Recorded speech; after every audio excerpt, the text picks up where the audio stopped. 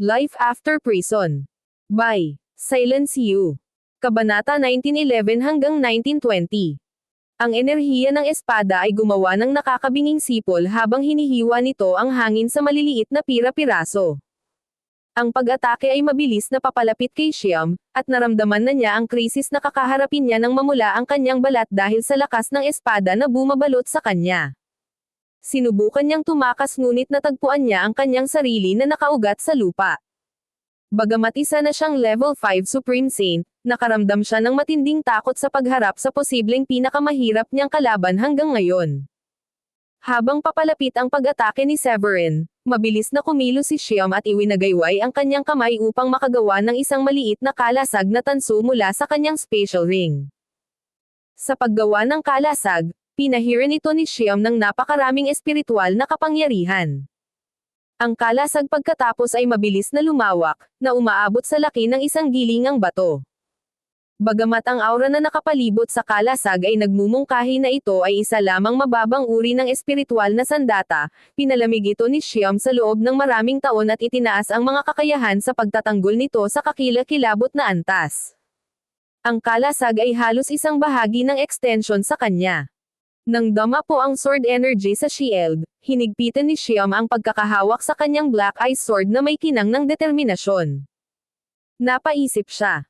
Kung kaya kong tiisin ang lakas ng espada na ito at ilalayo ang sarili ko sa kanya, baka magkaroon lang ako ng pagkakataon na ibalik ang sitwasyon. Itinuring ni Shyam na masyadong walang muwang si Severin, at nadama niya na ang pagkilos ni Severin sa pagtanggap ng hamon mula sa isang mas mataas na antas na kalaban ay medyo hindi makatwiran. Si Severin ay nagpakita ng pambihirang talento sa pag-usad sa level 4 Supreme Saint sa loob ng 2 buwan, ngunit mayroon pa ring puwang sa lakas kumpara sa natamo ni Shyam. Gayunpaman, naniniwala si Shyam na mahirap talunin si Severin. Ang pagiging nasa nangungunang 10 sa kagilahilalas na ranggo ng Grundy Uno sect ay patunay ng kanyang lakas, na halos tiyak na nalampasan ng maraming elite na disipulo. Higit pa rito, ininom niya ang Savage Repeal para saglit na mapalakas ang kanyang pagkamit sa level 6 Supreme Saint. Gayunpaman, ang mga proseso ng pag-iisip ni Shyam ay biglang natigil habang ang liwanag ng espada ni Severin ay malakas na bumangga sa tansong kalasag. Isang nakakabinging dagandong ang pinakawalan, at isang marahas na shockwave ang dumaan sa lugar na parang bagyo. Pinoprotektahan ni Shyam ang kanyang sarili, ngunit ang presyon ay tumataas dahil sa kanyang posisyon sa sentro ng lindol. Para bang isang bundok ang bumagsak sa kanyang dibdib, na pinipigilan ang kanyang paghinga. Ang matibay na depensa na ibinibigay ng kalasag ay nakaligtas kay Shyam mula sa malubhang pinsala. Bagamat kaunting gasgas lang ang natamo niya, natulak siya ng mahigit 30 talampakan ang layo. Napansin ni Severin na pansamantalang nag-ambala si Shyam, at isang malamig na ngiti ang sumilay sa kanyang mukha. Kailangan kong ibigay ito sa iyo, napakalakas ng loob mo na mag-space out habang nakaharap ka sa akin. Muling sumigla ang espiritual na enerhiya ni Severin habang mabilis niyang ginawa ang susunod na hakbang para salakayin si Shyam. Isang matunog na suntok ang ibinato niya kay Shyam, at ang kanyang kamao ay bumagsak kay Shyam na parang mini-replika ng araw. True Sun Feast. Halos wala ng oras si Shyam para mag-react nang biglang bumangga sa kanya ang krisis. Gayunpaman, ang kanyang pagkamit bilang isang Supreme Saint ay nagpapasalamat na nagbigay sa kanya ng parang kidlat na reflex sa kanya. Agad niyang itinaas ang kalasag sa pag-asam ng isang katulad na hakbang tulad ng dati, ngunit determinado si Severin na pigilan si Shyam na magkaroon ng pangalawang pagkakataon. Matapos maisakatuparan ang mga pag-atake gamit ang True Sun Feast, pagkatapos ay inilagay ni Severin ang Scarlet Sky Sword na may espiritual na kapangyarihan at nilaslas ito sa direksyon ni Shyam. Ang buong kalangitan ay lumiwanag ng maliwanag habang ang enerhiya ng espada na umaabot ng ilang daang talampakan ang haba ay bumaba sa kanya. Ang arena malapit sa Fifth Mountain ay nilamon ng isang nagniningning na kaskad ng enerhiya. Naramdaman ni Shyam ang nalalapit na pakiramdam ng kapahamakan. Tinanguan niya ang True Sun Fist nang hindi gaanong nag-iisip, ngunit ang nagniningning na liwanag ng espada ay agad na bumaba at tumama sa tansong kalasag sa kanyang harapan ng napakalaking puwersa. Sa sandaling iyon, nasisindek lamang si Shyam habang nabubuo ang mga bitek sa buong kalasag. Ang shockwave ay naging sanhi ng pagkabasag ng kalasag, at ang mga fragment ay bumaril sa lahat ng direksyon. Nanghina ang mga mag-aaral ni Xiam habang nasaksihan niya ang eksena at nakaramdam ng masamang pakiramdam na bumabaon. Ang proteksyon na hadlang na ibinato niya ilang sandali lang ang nakalipas ay sumuko sa natitirang kapangyarihan ng liwanag ng espada. Napunit ang harang at dumapo mismo sa kanyang dibdib. Ang kanyang artificial na pinahusay na paggamit ng level 6 Supreme Saint ay napatay sa isang iglap. Ang matalim na shockwave ay dumaloy sa katawan ni Xiam, na napunit ang kanyang laman. Sa loob ng ilang segundo, siya ay pinatalsik na medyo malayo tulad ng isang cannonball, at ang kanyang pagkatilapon natapos lamang pagkatapos siya pagbagsak sa isang burol. Ang isang bunganga na kasing laki ng Xiam ay lumitaw sa burol. Siya ay malubhang nasugatan at nawalan ng malay. Napailing na lang si Severin at sinabing, "Masyado kang mahina." Ang natitirang liwanag ng espada ay nawala, at ang isang ulap ng buhangin ay lumipad sa paligid ng arena habang si Severin ay bumaba. Ang mga alagad na nanunood ng labanan ay kitang-kitang nabigla. Pagkatapos ng ilang sandali na katahimikan, lahat sila ay sumabog sa isang koro ng pagkamangha. Iyan ba ang lakas ng isang level 4 Supreme Saint? Gulp. Nakakatakot iyon. Hindi ko akalain na matatalo si Xiam ng ganoon kabilis. Hindi ko akalain na magiging ganoon kalakas si Severin. Kahit ang pang-10 ranggo na prodigy ay hindi makakapantay sa kanya. Nabalitaan ko na sumali si Severin sa sekta 2 buwan lang ang nakalipas. Hindi maliit na tagumpay ang talunin si Xiam na pansamantalang itinaas ang kanyang tagumpay sa tulong ng Savage Repeal. Walang umasa na mananalo si Severin bago magsimula ang laban. Si Xiam ay inaasahang magkakaroon ng kalamangan, dahil siya ay nagre-ranggo ng 10 sa Prodigy Rankang, at ang kanyang lakas ay pinahusay sa pamamagitan ng Savage Repeal. Ang mga posibilidad ay nakasalansan sa pabor ni Xiam. Gayunpaman, nalabanan ni Severin ang lahat ng mga posibilidad sa kabila ng pagiging isang level 4 Supreme Saint at lumitaw na matagumpay laban kay Xiam sa wala pang 10 galaw. Ang lakas na ipinakita niya ay nagpasindik sa mga alagad. Ang pagliko ng mga pangyayari ay nagbigay daan sa kanila na ganap na mailarawan ang tunay na kahalagahan ng isang pangunahing disipulo, kung saan ang mataas na antas ng pagkamit ay hindi ang lahat at katapusan lahat. Magiliw na umalis si Severin sa ilalim ng mga tingin ng nagtatakang mga disipulo at dumiretso sa Alchemy Tower sa 6th Mountain.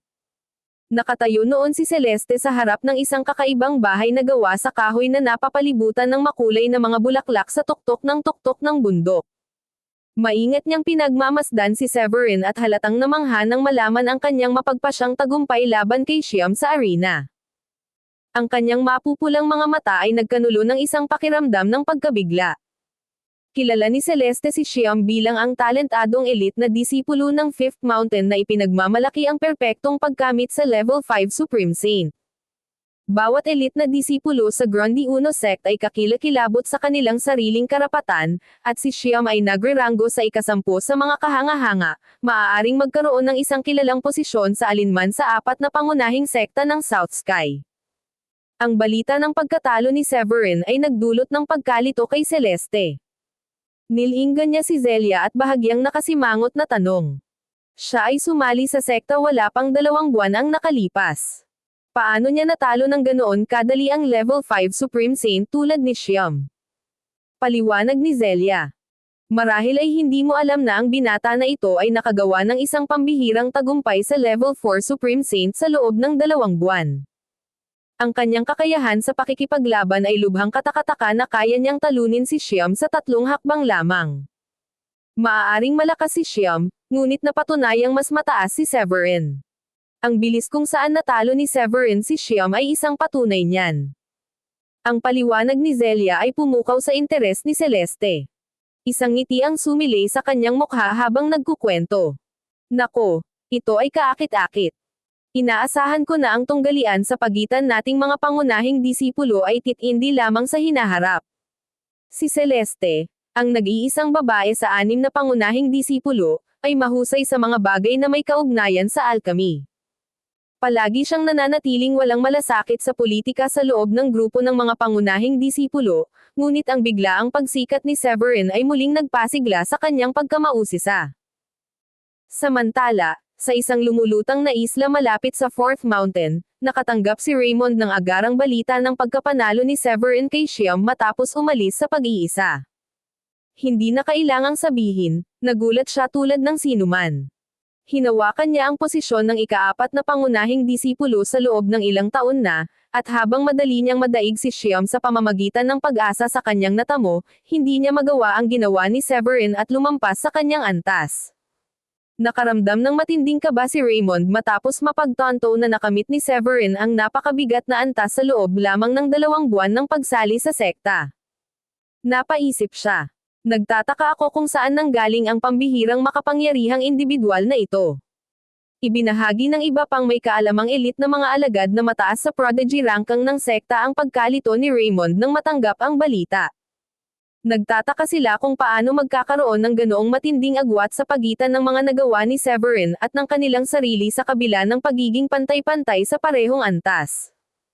Ang Severin na iyon, isang level 4 Supreme Saint, ay natalo ang isang level 6 Supreme Saint sa loob ng 2 buwan ng pagsali sa sekta. Ang mariing tagumpay ni Severin laban kay Siam ay nakakuha din ng atensyon ng ilang sect elders. Ang anumang kawalang kasiyahan sa hindi pa nagagawang desisyon ni Oscar na italaga si Severin bilang ika-6 na pangunahing disipulo ay pinatahimik ng tuluyan. Napanganga sila sa pagkamangha at kinilala ang matalas na paghatol ng pinuno ng sekta. Umalis na si Severin sa venue, at narating niya ang paanan ng Sixth Mountain sa masayang kamangmangan sa maliit na kaguluhan na dulot niya sa loob ng Grande Uno Sect. Ang bundok ay nababalot ng isang mayaman sa enerhiya na puting fog, at ang mayayabong na mga halaman ay binubuo ng matataas na puno na matataas sa ibabaw ng mga riles na natatakpan ng lumot. Mayroong kahit ilang mababang antas na espiritong hayop sa paligid, at ang kabuoang kapaligiran ay kahawig ng paraiso sa lupa. Lumipad si Severin na sinusundan ang landas na bato hanggang sa tuluyang makita ang isang tore. Ang lugar na iyon ay itinalaga lalo na para sa mga alchemist sa loob ng sekta. Ang sinumang may time na interes at pagnanais sa alchemy ay papayagang bumisita sa lugar kahit saang bundok sila kabilang. Ang tore sa gitna ng lugar ay kitang-kita, at napaliligiran ito ng mataong pulutong na hindi katulad ng sa isang buhay na sentro ng lungsod. Bagong pitas na 5th grade Millennium Old Snow Lotus. Kunin ang iyong bagong pitas na 5th grade Millennium Old Snow Lotus dito. Ipinagpalit ko ito para sa isang level 5 na breakthrough pill. Naghahanap ako ng triplet chambered cauldron. Lubos akong nagpapasalamat kung sino man ang may impormasyon kung paano makakuha nito. Ako ay taga 8th Mountain kung saan kami gumagawa ng kagamitan. May interesado bang makipagtulungan sa akin sa paggawa ng kaldero? Ang mga triplet chambered cauldron ay may success rate na humigit kumulang 60%. Huwag palampasin ang mga gabay patungo sa 10 bulwagan ng Alchemy Tower. Ito ang mga kailangan para sa mga bagong dating. Mayroon akong herbal booklet, identifying medical ingredients booklet, spirit beast booklet, at pill crafting booklet. Lahat ito ay naglalaman ng mga likas na lihim ng Sixth Mountain. Napakurap si Severin habang nakababad sa kapaligiran. Ang matao, at buhay ng lugar na iyon ay halos nag-iwan sa kanya ng impresyon na siya ay bumalik sa normal na lipunan. Tahimik niyang pinagmamasdan ang mga tao at sinundan sila patungo sa Alchemy Tower sa gitna ng plaza. Ang kanyang pagdating ay natural na nakakuha ng atensyon at nagdulot ng kaguluhan sa mga alagad. Hindi ba't iyan ang damit ng mga pangunahing disipulo? Hindi ko pa siya nakikita noon pa man. Siya kaya ang ika-6 na pangunahing disipulo? Oo, si Severin yan. Nagulat ako na malakas ang loob niyang umalis sa Pearlite Isle. Hindi ba regular na nagpapadala si Siam ng mga liham ng paghamon sa kanya? Ngayong nagpakita na siya dito, sandali na lang hanggang sa gamitin siya ni Siam bilang stepping stone para agawin ang katayuan ng pagiging isang pangunahing disipulo mula sa kanya. Ang pagkatalo ni Siam sa arena ng 5th Mountain ay hindi pa umabot sa 6th Mountain. Karamihan sa mga alagad na naruroon ay hindi alam na natalo ni Severin ang kilalang henyo. Ang mga talakayang iyon ay nagdulot ng isang mahinang ngiti mula kay Severin habang siya ay patuloy na naglalakad patungo sa tore. Ang Alchemy Tower ay may taas na 9 na palapag, at ang bawat palapag ay naglalabas ng maningning na ningning. Sa pasukan nito ay isang batong monumento na may taas na 30 talampakan. Isang kulay bahaghari na ningning ang bumalot sa monumento, at may mga inscription na nakaukit sa bato. Ang mga pangalan ay binibilang sa libo-libo. Mayroong parehong mga ukit ng mga larawan o mga pangalan sa monumento, at bawat solong ukit doon ay nagbigay ng patuto sa mataas na antas ng talento ng tao sa alchemy. Ang pinakamataas na pangalan sa monumento ay Alex Pilan, na siyang ikalimang sect master ng Grundy Uno sect, ang siyang nagtatag ng Alchemy Tower. Libu-libong taon na ang nakalilipas, nakamit ni Alex, isang 8th grade alchemist, ang hindi pa nagagawang katanyagan sa mundo ng tagumpay ng South Sky. Ang pagiging isang 8th grade alchemist ay katumbas ng pagiging isang paragon, at kahit na ang pinakamalakas na puwersa ay kailangang magpakita ng lubos na kagandahang loob sa gayong figure. Ang isang tulad ni Alex ay igagalang kahit sa isang talento na lugar tulad ng Midland. Sa kasamaang palad, ang debosyon ni Alex na nag-iisa sa alchemy ay humadlang sa anumang pag-unlad ng pagkamit, na nanatiling stagnant sa isang royal paragon. Bilang resulta, napatay si Alex sa panahon ng hindi pangkaraniwang talamak na paglitaw ng mga hayop sa lahat ng mga taon na ang nakalipas. Sa ilalim ng pangalan ni Alex ay Celeste Mullen. Nakilala siya sa kanyang pambihirang talento sa alchemy at isa lamang sa 5 pangunahing disipulo ng Grundy Uno sect na may napakalaking kasanayan sa larangang iyon. Nakilala ni Severin ang pangalan ni Celeste. May sabi-sabing isa na siyang 6th grade alchemist sa murang edad at may potensyal na maging isang 8th grade alchemist sa hinaharap. Ipinagpatuloy ni Severin ang pag-scan sa mga ranggo sa monumento ng bato. Libo-libo ang nag-iwan ng kanilang mga marka sa Alchemy Tower mula noong una itong itayo. Ito ay isinaayos sa 9 na palapag, ang bawat isa ay tinatasa ang kaalaman ng isang tao sa botany, pagkakakilanlan ng sangkap, mga espiritong hayop, mga kasanayan sa alchemy, at higit pa. Kaya ang mga nakalista sa monumento ay walang alinlangan na may kapansin-pansing talento sa alchemy. Biglang nagkagulo sa likod ni Severin. Tingnan mo. Ang senior natin, si Emery. Siya ang pangalawa sa pinakatalentadong tao sa kasaysayan ng Sixth Mountain. Sinisikap ba niya na kumuha ng isa pang hamon upang umunlad pa? Lumingon si Severin at nakita niya ang isang guhit na may kulay na bahaghari na bumababa mula sa malayo. Nang malapit na ito, sa wakas ay lumitaw ang isang magandang bihis na babae. Siya ay maislan, matikas, at nagtataglay ng isang kapansin-pansing kagandahan. Sa edad na 20 taong gulang, ang kanyang mga tampok sa mukha ay napakaganda, na may mga kilay na kahawig ng gasuklay na buwan, isang payat na ilong, isang malaanghel na mukha, at mga labi na kasing rosas ng isang carnation. Ang kanyang buong pagkatao ay naglalabas ng isang makalangit na kalidad na higit na pinahusay ng kanyang banayad na halimuyak ng bulaklak. Hindi nagtagal ay nakilala ni Severin ang babae bilang si Emery, isa pang kababalaghan ng Sixth Mountain. Napabalitang pangalawa lang siya kay Celeste. Silang dalawa ang tinuturing na pinakamagandang babae sa sekta, kaya natural lang sa kanila na maakit ang atensyon saan man sila magpunta. Si Celeste ang pinakamaganda at may kamangha-manghang talento upang magbot bilang isang 6th grade alchemist. Samantala, pangalawa naman si Emery, dahil kasing ganda niya at ang teknik niya ay usap-usapan na hindi gaanong mababa kaysa kay Celeste. Maraming lalaking disipulo ang nagkagusto sa kanila. Paglapag ni Emery, dumiretso siya sa tore nang hindi man lang tumitingin sa mga tao sa paligid niya.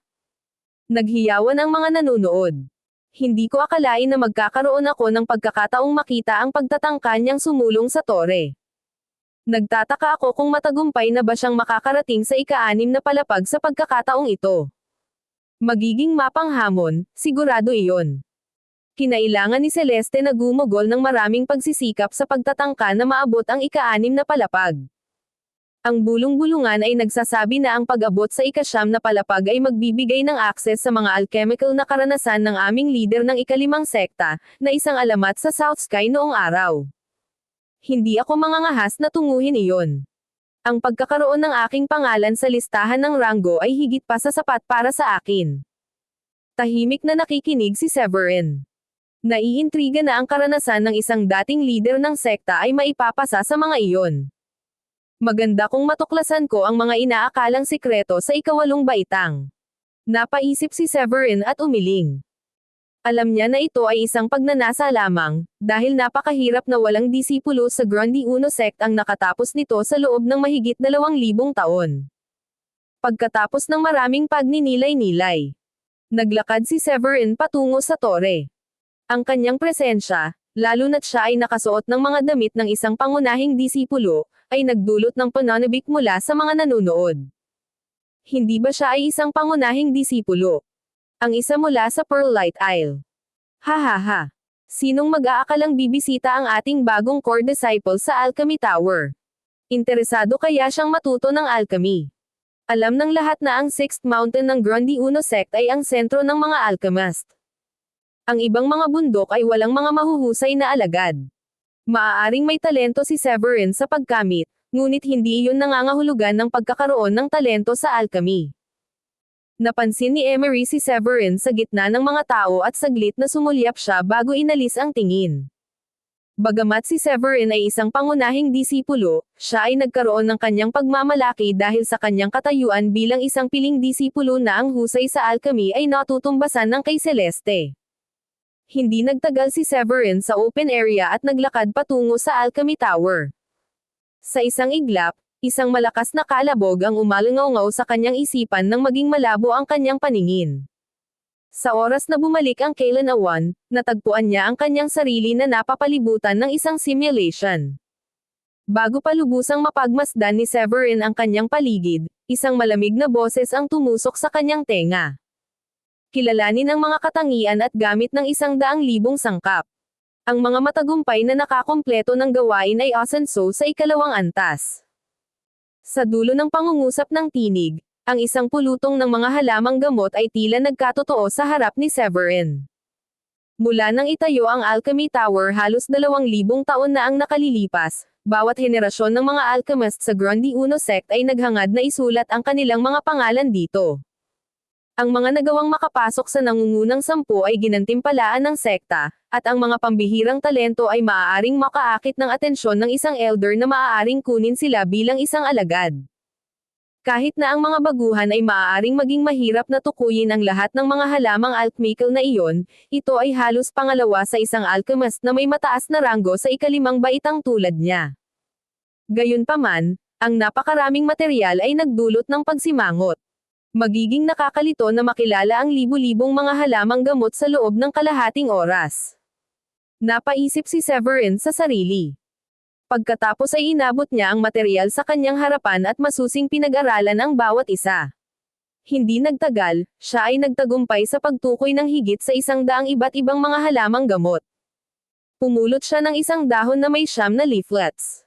Novefolia. Isang halamang gamot na umabot sa kapanahunan sa 30 taon at nagkakaroon ng espiritual na kalikasan sa loob ng 100 taon. Ito ang pangunahing sangkap para sa pagdadalisay ng first grade Prima Energy Pill. Pagkatapos ay lumipat siya sa isang bulaklak. Negonoflows flower, ang mga pamumulaklak ng isang halaman na namumulaklak sa mga lugar na mayaman sa negatibong enerhiya. Ito ay angkop para sa pagbabalanse ng enerhiya ng mga pills na ginawa gamit ang positibong enerhiya. Mabilis na gumalaw ang mga kamay ni Severin, habang siya ay naglalakbay sa mga halamang gamot sa harapan niya ng may kapansin-pansing bilis. Hindi nagtagal, natukoy na niya ang 200,000 halaga ng material ng halaman at nanatiling kalmado sa harap ng 99,000 pa. Ang sinumang manunood na magkaroon ng pagkakataong obserbahan siya roon ay walang alinlangan na magugulat sa kanyang mga kakayahan. Ang mga pagtatasa na ibinigay ng Alchemy Tower ay kilala bilang ang pinakamahirap sa lahat ng pagtatasa sa loob ng sekta. Ang mga ordinaryong individual ay nangangailangan ng isang malaking halaga ng oras upang matukoy ang layunin ng isang pinalipad ng hangin sa pamamagitan ng mga ito ay isang gawa ng ilang ay maaaring makamit. Lumipas ang oras, ngunit ipinakita ni Severin ang isang kapansin-pansing pagtutok na nagpapahintulot sa kanya na maunawaan ang kakanyahan ng mga halamang gamot. Wala pang 1/4 ng isang oras, matagumpay niyang natukoy ang 100,000 halamang gamot. Sabi ng malamig na boses mula sa Alchemy Tower. Natapos na ang pagtatasa. Gusto mo bang magpatuloy sa ikalawang palapag para sa susunod na pagtatasa? Napabuntong hininga si Severin matapos marinig ang boses. Ang pagtukoy sa mga katangian at paggamit ng 100,000 iba't ibang mga halamang gamot sa loob ng kalahating oras ay maaaring isang napakalaking hamon para sa iba, ngunit ang isang alchemist sa ikalimang baitang tulad ni Severin ay hindi nahirapan sa pagkumpleto nito. Nang malaman ni Severin na maaari na siyang magpatuloy sa susunod na palapag, agad na tumanggap si Severin at pumunta sa ikalawang palapag. Ang kapaligiran sa paligid niya ay nagbago, na nagpapakita ng isang malaking kaldero at maraming materyal ng halaman. Si Severin pagkatapos ay nag-isip sa kanyang sarili, sa palagay ko ang pagtatasa na ito ay nangangailangan sa akin na pinuhin ang mga tabletas noon. Sa wakas ay nasagot ang kanyang tanong gaya ng bilin ng boses. Gumawa ng 10 uri ng second grade na pills sa loob ng 1 oras. Dapat lahat ng mga ito ay may mataas na kalidad. Agad na naging mabagsik ang nabuong ekspresyon ni Severin. Ngayon ito ay nagsisimula na maging isang hamon. Ang paggawa ng 10 pinakamataas na kalidad na second grade na table task sa loob ng 1 oras ay nangangailangan ng mabilis na kahusayan sa alchemical at ang kakayahang makita ang pinakamainam na kombinasyon ng mga sangkap. Hindi nagdalawang isip si Severin sa pagtanggap ng hamon. Simula noon, natutunan na niya ang mga recipe para sa 20 uri ng mga table tasks, at ang gawain bagaman medyo nakakapagod, ay mas madaling pamahalaan. Ginamit niya ang kanyang espiritual na enerhiya upang pag-alabin ang kaldero at maingat na inilagay dito ang iba't ibang kombinasyon ng mga halamang gamot. Sa paggamit ng ilang masalimuot na galaw ng kamay, nagsimulang mag-vibrate ang kaldero. Hindi nagtagal, matagumpay siyang nakagawa ng 10 pinakamataas na kalidad na second grade na table task, kaya natiyak siyang makapasok sa ikatlong antas ng tore. Sa labas ng tore, ang mabilis na pagsulong ni Severin sa ikalawang palapag ay naging dahilan ng pagkakasulat ng kanyang pangalan sa batong monumento. Mabilis na napansin ng isang mapagmasid na individual ang pangalan ni Severin sa ibaba ng mga ranggo. Severin Foylet. Sino siya? Sabi ng isang disipulo, na nagudyok sa lahat na tumingin sa monumento na bato. Nang matuklasan ang pangalan ni Severin at ang tagal ng pag-akyat niya sa ikatlong palapag, ang mga disipulo ay nag-react ng may pagtataka at nagsimulang magbulong-bulungan. Saan nanggaling itong Severin? Paano niya nagawang pumunta sa unang 3 palapag ng napakabilis? Mas mabilis pa siya kay Emery. Tingnan mo ang anotasayon para sa kabuuang oras na kinuha niya. Natukoy niya ang 100,000 sangkap na mas mabilis kaysa kay Celeste. Pinag-uusapan ng lahat si Severin. Ang batong monumento ay itinayo kasabay ng Alchemy Tower at may kasaysayan na sumasaklaw ng hindi bababa sa 2 milenyo. Sino mang may magandang kapalaran na nakaukit ang kanilang pangalan doon ay kinikilala bilang isang napakatalino na alchemist. Ang mga ordinaryong disipulo na hindi ipinagmamalaki ang gayong mga mahuhusay na kakayahan ay mahihirapang mayukit doon ang kanilang mga pangalan. Pagkatapos ng lahat, ang pagkumpleto lamang ng mga pagtatasa ay hindi sapat. Kailangan din nilang lampasan ang mga pangalan na nasa monumento na. Ang biglaang pagbangon ni Severin ay nagdulot ng isang sensasyon dahil nalampasan niya ang kanyang mga kasamahan sa walang katulad na bilis. Bagamat ang kanyang mga nagawa ay nagdulot ng kaguluhan sa mga disipulo, ang pangunahing dahilan kung bakit marami ang pumunta doon ay dahil kay Emery. Maraming pangako ang ipinakita ni Severin sa alchemy, ngunit nakakahiya na nag-cross ang landas nila ni Emery. Sa kasamaang palad, wala sa kanyang panig ang swerte. Si Emery ay isang henyo ng alchemy na halos kapantay ni Celeste. Kung sino man ang makakalampas sa kanya, si Celeste iyon. Walang pakialam si Severin sa mga talakayan na nangyayari sa labas ng tore. Nasa ikatlong palapag na siya, at muling nagbago ang paligid. Isang kaldero at daan-daang mga sangkap sa ikatlong baitang ang naganap sa kanyang harapan, na lahat ay mga simulation na nilikha ng Alchemy Tower. Gumawa ng isang walang kamali-mali na third grade na tableta sa loob ng 1 oras upang umakyat sa susunod na palapag. Nakadirekta ang boses. Napakunot ang noo ni Severin nang marinig iyon. Ang mga tabletas sa ikatlong baitang ay hindi nagbigay ng hamon para sa kanya bilang isang alchemist sa ikalimang baitang, ngunit sa halip, ang mga hadlang sa oras at mga detalye ng kalidad ang nagpahirap sa mga bagay. Ang proseso ng paggawa ay nagpapakilala ng mga banayad na pagkakaiba-iba sa natapos na produkto dahil sa iba't ibang antas ng kahusayan ng isang alchemist at kung gaano sila kahusay sa paghawak ng mga sangkap. Naunawaan ng husto ni Severin ang katotohanang iyon pagkatapos makaranas ng ilang mga pagkabigo sa Prima Spirit Pill sa Nonto City.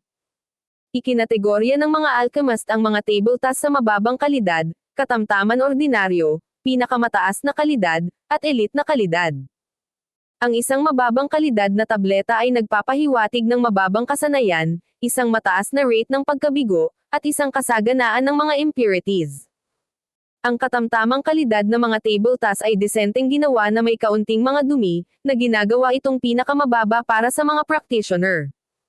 Samantala, ang mga mataas na kalidad na table task ay nagpakita ng husay ng isang alchemist dahil naglalaman ang mga ito ng kaunting impurities, at ang perpektong elite quality na mga table task ay humihingi ng pambihirang dami ng kahusayan na nagresulta sa halos zero na mga dumi. Ang gayong perpektong mga pildores ay magbubunga ng 9 na linya, at ang mga ito ay mas mabisa kaysa sa mga pangkaraniwang table task na may kalidad. Ang perpektong elite kalidad na mga table task ay hindi ka panipaniwala, hindi ka panipaniwalang mahirap. Napaisip si Severin sa sarili. Kinilala ni Severin ang tumaas na kahirapan nang umakyat siya sa mas matataas na palapag. Sinindihan niya ang kaldero gamit ang kanyang espiritual na kapangyarihan at mabilis na idinagdag ang mga tamang materyales sa kaldero. Nakatuon siya ng husto sa pag-iikot ng mga table task habang pinagmamasdan ang pagbabago ng mga ito sa likidong essence sa ilalim ng nagbabagang init. Ang matagal na mga sesyon ng alchemy ay nag-drain ng espiritual na kapangyarihan at humingi ng matinding espiritual na kamalayan upang masubaybayan ang umuusbong na espiritual na likido. Umaasa sa kanyang husay bilang isang 5th grade high-rank alchemist, gumawa si Severin ng perpektong elite quality na tableta sa loob lamang ng quarter ng 1 oras, na sinisiguro ang promosyon sa ika-4 na palapag. Ang isang limitasyon sa oras ay ipinataw sa bawat pagtatasa, at naisip ni Severin ang pagtaas ng kahirapan habang siya ay bumubulong. Nasa 3 palapag pa lang ako, at ang mga pagtatasa ay nagiging napakahirap na. Pagdating sa ika-4 na palapag, mabilis na umakyat ang pangalan ni Severin sa batong monumento sa labas. Siya ay lumipat mula sa pinakamababang 1,000 hanggang sa pinakamataas na 500, at ito ay nangyari nang napakabilis na ang lahat ng mga disipulo sa paligid ay nagulat. Tingnan mo. Tumalon si Severin sa ika-500 pwesto. Paano niya nagawang gawin ito nang napakabilis? Akala ko ba ang mga nakarating sa ika-4 na palapag ng tore lamang ang papayagang makapasok sa pinakamataas na 500? Nalampasan niya ang unang 3 palapag sa wala pang 1 araw. Nakakabaliw. Lalong lumaki ang pananabik sa mga alagad na nasa paligid ng Alchemy Tower. Ang mabilis na pag-unlad ni Severin sa unang 3 palapag sa loob ng kalahating araw ay nagdulot ng kaunting kaguluhan sa bukas na lugar. Habang kumalat ang balita na si Severin ay ang kamakailang hinirang na pang-6 na pangunahing disipulo, marami sa mga nasa paligid ng Alchemy Tower ang nabigla nang malaman ito pagkatapos ng katotohanan. Hindi nagtagal, nakatanggap ang lahat ng balita tungkol sa naunang tagumpay ni Severin laban kay Xiam sa arena ng Fifth Mountain. Nakakamangha. Si Severin ay sumulong sa Level 4 Supreme Saint sa loob lamang ng mahigit 2 buwan at natalo pa niya ang isang Level 5 Supreme Saint. At may talent din siya sa alchemy. Hindi ka pani-paniwalang isipin na nakarating siya sa ika-4 na palapag ng Alchemy Tower sa loob lamang ng 1 araw. Maging ang pinakatalentadong alchemist, si Celeste, ay tumagal ng 3 araw bago makarating sa ika-4 na palapag. Marami sa mga alagad ang namamangha sa pangalan ni Severin sa monumento na bato. Bumulalas ng isang tao. Nakapasa siya sa pagsusulit sa loob lamang ng kalahating araw, at mas mabilis siyang umuunlad kaysa kay Emery. Gayunpaman, mabilis na tumugon ang mga admirer ni Emery, na ipinagtanggol ang kanyang kahusayan sa alchemical. Ang kakayahan ng isang tao ay hindi nasusukat sa kanyang bilis. Si Emery ay isa ng alchemist sa ika-5 baitang. Tama. Hindi ko itatanggi na si Severin ay isang napaka-talented na practitioner, lalo na kung paano niya itinaas ang kanyang natamo sa Level 4 Supreme Saint sa loob lamang ng 2 buwan. Gayunpaman, ang attainment at alchemy ay ibang-iba sa isa't isa. Oo. Si Emery ay isang 5th grade alchemist sa kabila ng kanyang murang edad, at ang sabi-sabi ay nakarating na siya sa ika-6 na palapag. Kakatapos lang ni Severin sa ika-3 palapag, kaya marami siyang kailangang gawin. Mariing ipinagtanggol siya ng mga loyal admirers ni Emery. Siya ay, pagkatapos ng lahat, isang magandang anghel sa kanilang mga mata, at siya ay sapat na mapagbigay upang bigyan sila ng mga tips sa kanilang pagsasanay sa alchemy paminsan-minsan. Ang pagpuri sa mga nagawa ni Severin sa kapinsalaan ng kanya ay hindi katanggap-tanggap. Si Severin ay nagtataglay ng mataas na katayuan bilang isang pangunahing disipulo, ngunit ang paniwala na siya ay hihigit kay Emery sa alchemy ay hindi kapani-paniwala. Higit pa rito, marami sa mga mula sa Sixth Mountain ang mas sumusuporta kay Celeste, ang kanilang kagila-hilalas. Ang balita tungkol sa mabilis na pag-angat ni Severin sa mga ranggo ng monumento ng bato ay nakarating din sa ibang mga bundok, at marami sa mga disipulong iyon ang dumating upang makita din ang kanilang sarili. Ang mga elder na nakarinig ng kanyang mga gawa ay nagulat. Siya ay tumutupad sa kanyang pangalan bilang isang taong nakita ng aming leader ng sekta ang kanyang potensyal. Masasaksihan ba natin ang mga elder ng The Sixth Mountain na tuwang-tuwa sa kakayahan ni Severin na maabot ang pinakamataas na 500 sa Stone Monument? Ang kanyang potensyal bilang isang future 5th grade o kahit 6th grade alchemist ay maaaring mapangalagaan sa tamang pagsasanay. Higit pa rito, ang isa pang layer ng pagiging noble sa kanya. Si Celeste, na umakyat sa pangunahing pagkadisipulo dahil sa kanyang pambihirang talento sa alchemical sa loob ng Alchemy Tower, nakipagsapalaran si Severin sa ika-4 na palapag at binigyan ng isang rundown ng mga panuntunan sa parehong boses tulad ng dati nalaman ni Severin na ang mga hamon ay katulad ng mga nakaraang palapag ngunit marahil ay mas masalimuot ang kanyang gawain sa loob ng 100,000 iba't ibang materyales sa loob ng 100 araw. Kapag nagawa na niyang gumawa ng kanyang recipe, ang kanyang susunod na gawain ay gumawa ng perpektong 4th grade na mga table task mula sa mga recipe na iyon, at mayroon lamang siyang kalahating buwan para tapusin ang trabaho. Ang hamon ay mas mahirap kaysa sa inaasahan ni Severin. Habang tinitingnan niya ang 100,000 iba't ibang materyales sa harapan niya, huminga ng malalim si Severin at pinatibay ang sarili ng may determinasyon. Ang paglikha ng 100 iba't ibang mga table task mula sa 100,000 iba't ibang sangkap sa isang araw ay isang tunay na pagsubok ng aming mga pangunahing kasanayan sa alchemy, ang aming pamilyar sa mga nakapagpapagaling na katangian ng mga sangkap na iyon, at ang aming kakayahang pagsamahin ang mga ito upang lumikha ng isang gumaganang recipe. Sabi niya sa sarili niya. Ang gayong hamon ay napatunayang mahirap, lalo na para sa mga alchemist na katatapos lang maging isang 4th grade alchemist. Nangangailangan ito ng malalim na pag-unawa sa mga nakapagpapagaling na katangian ng mga table task, pati na rin ang kasanayan sa paglikha ng mga recipe batay sa kaalamang iyon. Bagamat walang katapusan ang mga uri ng mga table task, 100 na lamang o higit pa ang tunay na popular sa sirkulasyon sa mga practitioner. Ang isang pangunahing katangian na ibinahagi ng lahat ng mga table task ay ang mga ito ay nabuo sa pamamagitan ng pagsubok at pagkakamali ng hindi mabilang na mga nakaraang henerasyon ng mga alchemist. Ang kanilang kahusayan sa pag-unawa sa mga katangian ng bawat iba't ibang sangkap ang dahilan kung bakit ang mga alchemist na iyon ay namumukod tangi sa iba. Ngayon, ito ang tinatawag kong hamon. Dinilaan ni Severin ang gilid ng kanyang mga labi at ipinahayag ang kanyang pananabik na tumanggi sa hamon. Sumisid siya sa pagtatasa at mabilis na nakilala ang 100,000 iba't ibang sangkap sa kanyang harapan. Salamat sa kanyang matibay na mga pangunahing kasanayan, nakilala niya ang mga ito sa loob ng wala pang 1/4 ng isang oras at nagsimulang bumuo ng isang recipe batay sa mga sangkap na nakapagpapagaling ng kanyang kaalaman, nakapagpapalakas ng kaalaman sa Severin, na gumagamit ng kanyang malakas na kaalaman sa panggagamot. Matagumpay na recipe.